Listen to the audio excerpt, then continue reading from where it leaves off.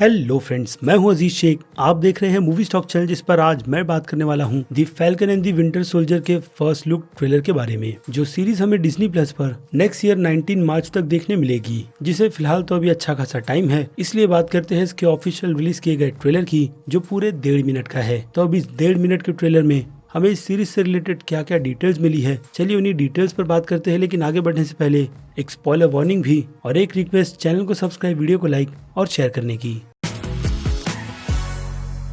तो फ्रेंड्स, तो falcon and the Winter Soldier के ट्रेलर के स्टार्ट में ही ये बात पूरी तरीके से क्लियर कर दी गई है कि सीरीज का पूरा फोकस नए कैप्टन अमेरिका पर होगा। कि एमसीयू के फेज 5 से कैप्टन अमेरिका की कमान किस नए सुपर हीरो को दी जाएगी, जो एक्चुअल में शील्ड के काबिल है। लेकिन सभी फैंस को पता है कि एवेंजर्स एंड गेम फिल्म के एंड में खुद स्टीव रॉजर ने ये शील्ड अपने बेस्ट फ्रेंड बकी को नहीं बल्कि फैल्कन के कैरेक्टर को दी थी। लेकिन अब ट्रेलर में ये चीज पूरी तरीके से बदली हुई सी नजर आ रही है। कैसे, उस पर मैं आगे बात करूंगा, क्योंकि अभी बात कर लेते हैं ट्रेलर के दिखाए गए इस सीन के बारे में, जो कि सीधे सीधे हमें कैप्टन अमेरिका की कैरेक्टर की पूरी जर्नी दिखाता है, जो शील्ड से लेकर गवर्नमेंट के पास तक ऑफिशियली दर्ज है। जैसे कि स्टीव के रिजेक्ट किए गए फॉर्म, उसके बाद पैगी कार्टर ने पहली बार स्टीव की एक फोटो क्लिक की थी, जिसे हमने एवेंजर्स एंड गेम फिल्म के उस पैगी कार्टर की ऑफिस के सीन में भी देखा था। तो वो फोटो हमें इस सीन में बिल्कुल साफ नजर आ रही है, जिससे ये बात भी क्लियर है कि पैगी की कोई भी चीजें जो खास करके शील्ड के ऑफिस में रखी थी वो बिल्कुल भी प्राइवेट नहीं है। उसके बाद आर्मी ज्वाइन करने के पोस्टर्स, 400 सोल्जर्स को बचाने की डिटेल्स, उसके बाद हिटलर को मारना और फिर पहली बार स्टीव का शील्ड की जगह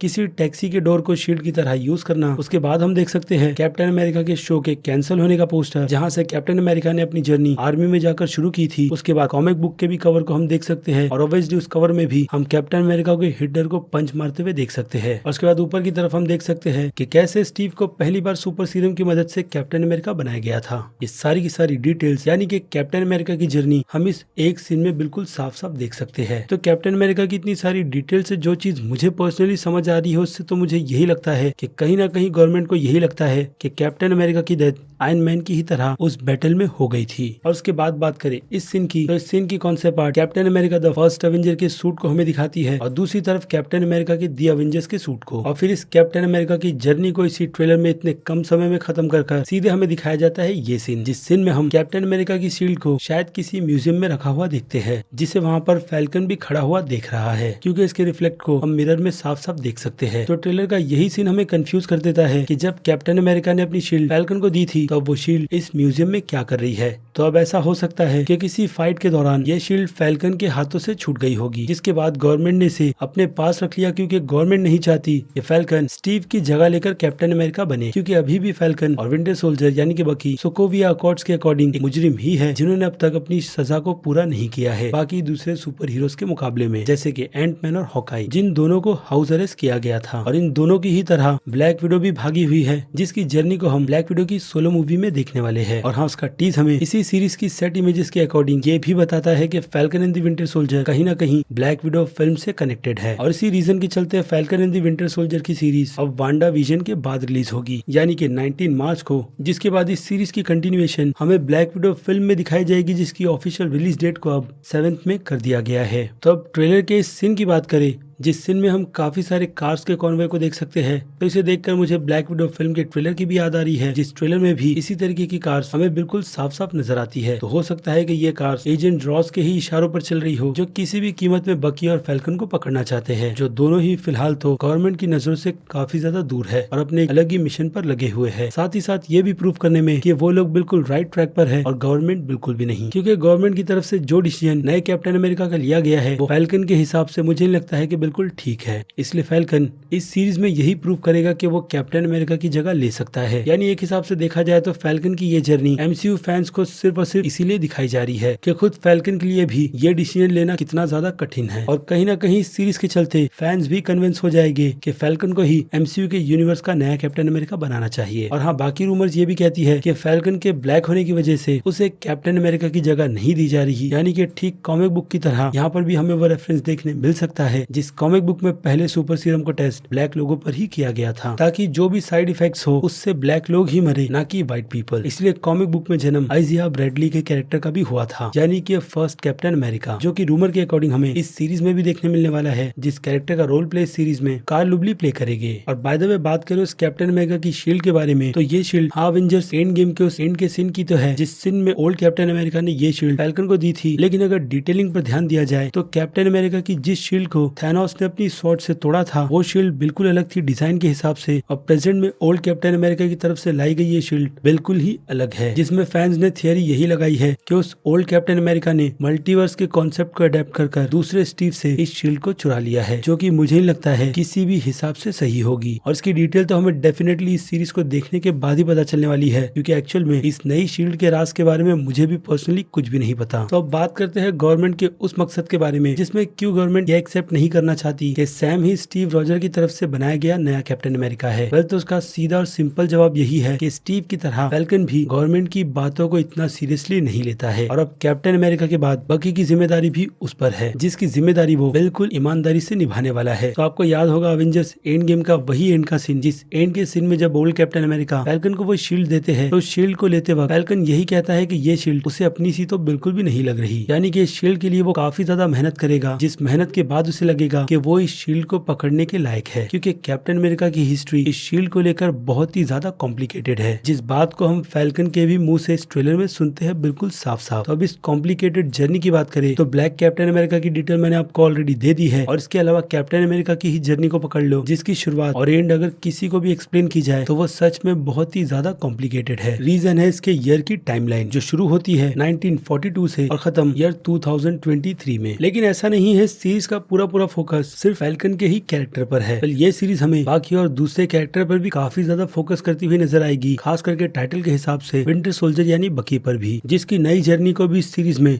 हमारे सामने काफी अच्छी तरीके से एक्सप्लोर किया जाएगा कि किस तरीके से बकी पूरी तरीके से खुद के ही कंट्रोल में है, ना कि उसे पहले की तरह कोई पपेट की तरह यूज कर सकता है, जिसकी एक झलक हमने फिल्म विंटर सोल्जर से लेकर सिविल वॉर तक में देखी। जिस सिविल वॉर में बकी को लेकर बैरन ज़ीमो ने पूरी तरीके से तबाही मचा दी थी, जो कि बैरन इस बार भी करने की कोशिश करेगा, यानी कि बैरन ज़ीमो का भी कैरेक्टर गवर्नमेंट की हाई फैसिलिटी प्रिजन से भागकर अपनी एक अलग ही जर्नी शुरू करेगा, जिसके लिए तो वो वहाँ से सबसे पहले सीधे सुकोविया जाएगा अपनी फैमिली और शहर को ट्रिब्यूट देने के लिए, जो कि हम इस सीन में बिल्कुल साफ साफ देख सकते हैं। और वहीं पर उसकी मुलाकात बकी के कैरेक्टर से भी होगी, जो कि इस सीन को देखकर हमें पता चलता है कि बकी उसके सामने बुलेट्स को फेंक कर यही बता रहा है कि अब वो उसके कंट्रोल में बिल्कुल भी नहीं है, या फिर ऐसी भी हो सकता है कि यहाँ पर बकी बैरन का ट्रस्ट जीतने के लिए ऐसा कर रहा है, जिस ट्रस्ट के बदले में बैरन ने उसे उसका डॉग टैग दिया होगा, जिसे बकी ने कैप्टन अमेरिका फर्स्ट एवेंजर में खो दिया था। यानी कि एक हिसाब से उस डॉग टैग को हाइड्रा वालों ने अपने पास ही रख लिया था। तो हो सकता है कि बैरन ज़ीमो के पास ये डॉग टैग हाइड्रा की उस बुक की जर्नी में उसे मिल गई हो। इससे उन दोनों के बीच एक अच्छा खासा ट्रस्ट बिल्ड होगा, ताकि वो लोग एक अलग ही मिशन को अंजाम दे सके, जो कि बैरन के अकॉर्डिंग बिल्कुल सही नहीं है। और ये मिशन हो सकता है कि नए म्यूटेंट्स पर चल रहे एक्सपेरिमेंट को रोकना। और सुपर हीरो से बैरन को कितनी ज्यादा नफरत है, उसकी डिटेल मुझे आपको एक्सप्लेन करने की बिल्कुल भी जरूरत है नहीं। यानी इससे बैरन का मकसद भी हमें बिल्कुल साफ साफ समझ आ जाता है, और फैल्कन और बकी का मिशन भी, कि अब इन दोनों का मिशन सरकार के या फिर शायद रशिया की तरफ से किए गए म्यूटेंट्स के एक्सपेरिमेंट को रोकना है, जिसके लिए वो तीनों मिलकर मार्वल के यूनिवर्स की मेट्रोपोल सिटी जाएंगे। ये सिटी सिंगापुर से इंस्पायर है, जिसमें मार्वल की कॉमिक बुक में इस सिटी का यूज खास करके क्रिमिनल्स करते हैं। और इस सिटी में भी हाई और लो प्रोफाइल की जैसी अलग अलग सिटीज है, लेकिन हर एक सिटी में क्रिमिनल्स भरे पड़े हैं। और कॉमिक बुक में इस सिटी को ज्यादातर तो यूज एक्समैन के यूनिवर्स से वुल्वरिन ने ही किया है, यानी कि वुल्वरिन का भी अपीयरेंस रूमर के अकॉर्डिंग हमें इस सीरीज में नजर आ सकता है। तो अगर आपको उन सारी की सारी डिटेल्स को अच्छी तरीके से समझना है, तो मेरे चैनल पर आपको falcon and the Winter soldier की ही काफी सारी ब्रेकडाउन की वीडियो मिल जाएगी, जिसमें मैंने इस मेट्रोपोल सिटी के अलावा MCU के यूनिवर्स की और भी काफी सारी डिटेल्स की बात की है, जो कि डेफिनेटली आपको देखनी ही चाहिए। तो उन वीडियोस के लिए आपको बस falcon and the Winter Soldier के साथ मेरे चैनल के नाम को लिखना है, और इसके अलावा आपको वो वीडियो इस वीडियो के एंड की सजेशन में देखने मिल जाएगी। लेकिन उस सिटी में तो ये तीनों ऐसे ही आराम से चले नहीं जा सकते,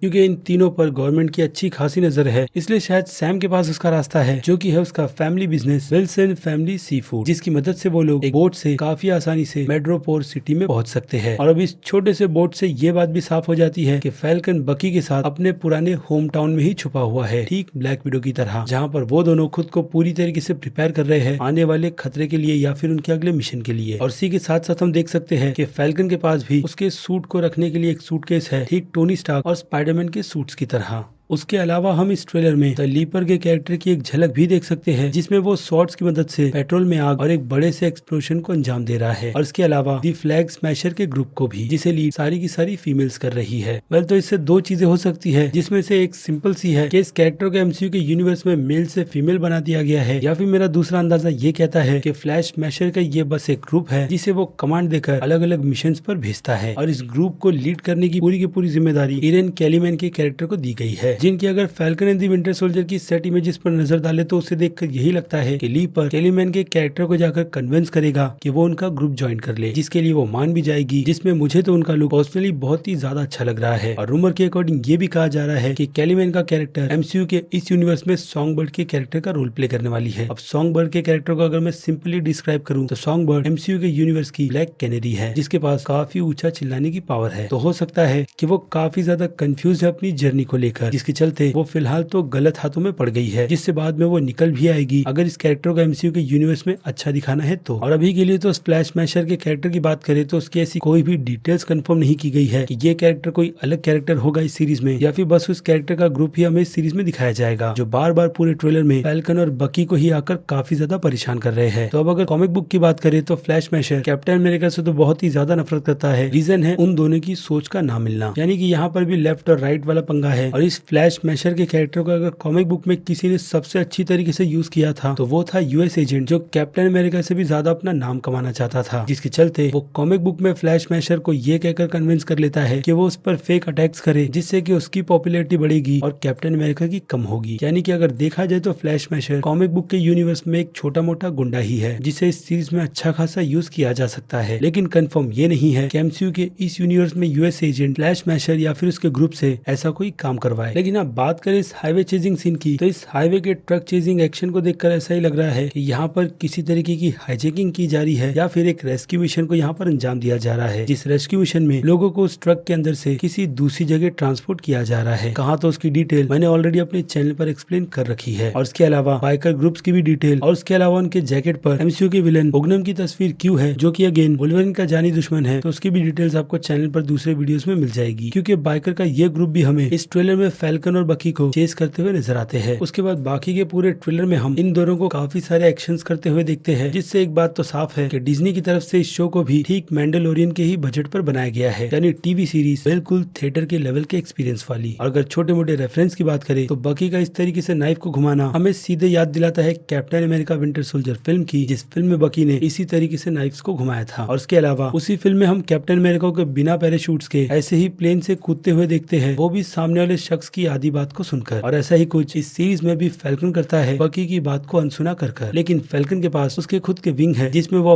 पहले से काफी ज्यादा एक्सपर्ट हो गया है, इसलिए वो आने वाले खतरों को भी काफी आसानी से फेस कर सकता है, जैसे कि मिसाइल्स और कुछ लोगों का स्काई डाइविंग कर फैल्कन का पीछा करना, जो कि इस ट्रेलर में नहीं बल्कि सुपर बोल के ट्रेलर में हमें साफ साफ दिखाया गया था। उसके बाद ट्रेलर के एंड में बकी का फैल्कन को आई हेट यू बोलना, जिस बात को हमने इसके पहले बकी के ही मुंह से सिविल वॉर के उस एयरपोर्ट बैटल के सीन में सुना था। लेकिन अगर आप क्लियरली देखो वो भी काफी ज्यादा ध्यान से, तो आपको पता चलेगा कि बकी वहाँ पर एक्चुअल में आई हेट यू नहीं बल्कि कुछ और ही डायलॉग बोल रहा है, जिसे ट्रेलर में एडिट कर हमारे सामने प्रेजेंट किया गया है। और रही बात शैरन कार्टर के कैरेक्टर की, तो रूमर ये भी कहती है कि इस सीरीज में शैरन कार्टर पूरी तरीके से अपग्रेड कैप्टन ब्रिटेन के कैरेक्टर के नाम से हो जाएगी, जिस फीमेल कैरेक्टर को बाय द वे हम एमसीयू की सीरीज व्हाट इफ में भी देखने वाले हैं। और अब इस पूरे ट्रेलर को देखकर जो बात मुझे बिल्कुल साफ साफ समझ आ रही है वो यही है कि टोनी स्टार्क ने अपना सेक्रीफाइस कर एक ऐसी दुनिया को बनाया है, जिस दुनिया में बकी के हिसाब से चीजें काफी अप्स एंड डाउन है। यानी कि कुछ लोगों का फिंगर स्नैप के बाद अचानक से गायब हो जाना, यानी कि डस्ट बन जाना, और फिंगर ब्लिप के बाद उसी टाइमलाइन को कंटिन्यू करना, जो कि रियल वर्ल्ड के हिसाब से पूरे 5 साल बाद की है। जिसे एमसीयू के ईयर के हिसाब से देखा जाए तो ये ईयर 2023 का है। यानी कि इन 5 सालों में काफी सारे ऐसे ग्रुप्स भी बने हैं जो इन सभी के सभी सुपर हीरोज की नजर से छुपकर कुछ गलत काम ही कर रहे होंगे, जिन सभी की डिटेल्स को एक्सप्लेन मेरे हिसाब से तो फिलहाल के लिए डिज्नी प्लस पर आने वाली ये series Falcon and the Winter Soldier ही करेगी। यानी एक हिसाब से ये सीरीज भी एक मस्ट वॉच की लिस्ट की कैटेगरी में आती ही है, खास करके उन लोगों के लिए जो लोग एमसीयू की टाइमलाइन को बहुत ही स्ट्रिक्टली फॉलो करते हैं। वेल, तो ये थी falcon and the Winter Soldier के ट्रेलर की सारी